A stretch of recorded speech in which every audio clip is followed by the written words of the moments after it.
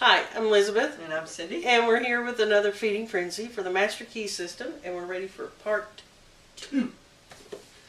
Yay! This one is about receiving and manifesting power. Okay. This is number 1. The operations of the mind are produced by 2 parallel modes of activity, the one conscious and the other subconscious. Makes sense. Professor Davidson, whoever he is, says, "He who thinks to illuminate the whole range of mental actions by the light of his own consciousness is not unlike the one who should go about to illuminate the universe with a rushlight." What's a rushlight? I think it's a flashlight. Okay. So I think what he's saying is, those of us who think we can illuminate the whole range of mental action by just our consciousness is the same as somebody trying to illuminate or light up the whole world with a flashlight. In other words, it's not just our consciousness. It's the subconscious behind it. And I think if we look at our consciousness like a flashlight to the world, then our consciousness is just a little bitty part of it.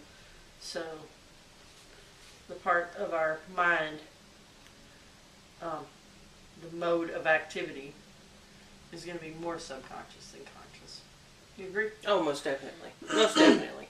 And I can see the proof of that in my automatic responses to things. Because long before I would have time in my conscious mind to decide a course of action, my subconscious has already taken over and already completed the action. Right. Long before I can wrap my conscious mind around it. Right. So I have to believe that 90% of the action I take comes from the subconscious rather than the conscious, because I almost see the conscious as a slow interpreter of what the inner workings are. Right. You see what I'm So saying? much of our responses are automatic. Yes. Yes. And we don't even think about the things we do. Right. There's Right. so, our life is made up of habits, and there's so many habits that we have that we don't even realize we have. Right. The way we move, the way we talk, the way we, Well, just think about it. Somebody can say something to you that makes you angry, but in that moment, that emotion just automatically takes over. It's not you have to think about, oh, did that make me angry? Wait, what did that hit? There's not thought in it. It's an automatic. So through that automatic reaction, several triggers have to be hit within the subconscious that the conscious is not even aware of. Right. Right. And I remember years and years ago when I was listening to Tony Robbins, and he would talk about more along the lines of the neuro-linguistic programming, where people can just touch you. And once that's a habit, in other words, if you have a certain feeling every time somebody touches you there, then that's programmed into your mind. So then people can just touch you there, and it puts you in that feeling just like that. We have triggers because of habit and because of repetitive things that happen to us. So, we expect when we flip the switch, the light comes on, so much so that we don't even think about it. Right. As a matter of fact, I can walk in a bathroom and immediately my hand goes to flip the switch without even thinking about what I'm doing. Right. So it's all habits.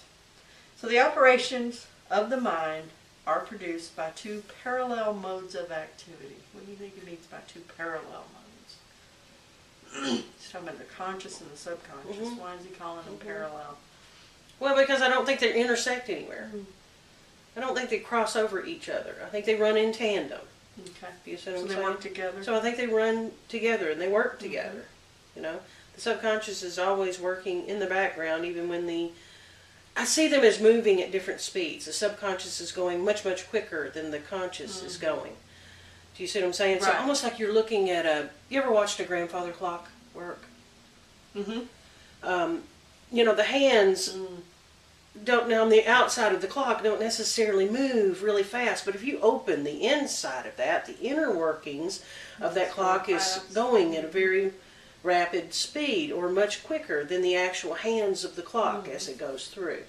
Even the second hand, so to speak, that runs much quicker than the other two. it's still running much slower than the inner workings inside. So I see the conscious and the subconscious almost the same way.